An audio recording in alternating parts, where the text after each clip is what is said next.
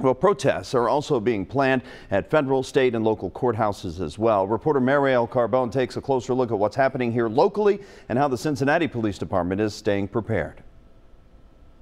Well, according to CPD, there are no known threats of any kind here right now, but the department is staying on top of the situation in case that changes.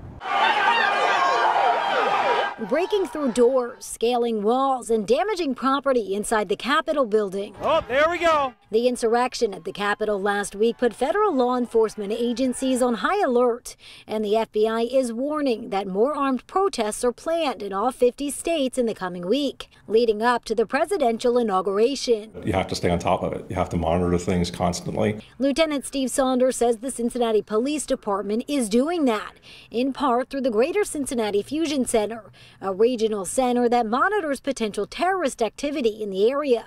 Constantly share information amongst departments. That's where that Fusion Center plays a big role. And we look at social media traffic and see, is there any credibility potentially for something to happen locally?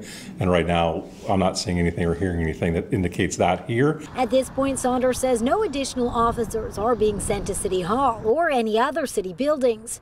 But if a threat were to pop up, we have our standard protocols when it comes to civil disturbance, and we have teams of officers that can respond to those things very rapidly. Much like what you saw happen over the summer when protesters filled the streets of Cincinnati.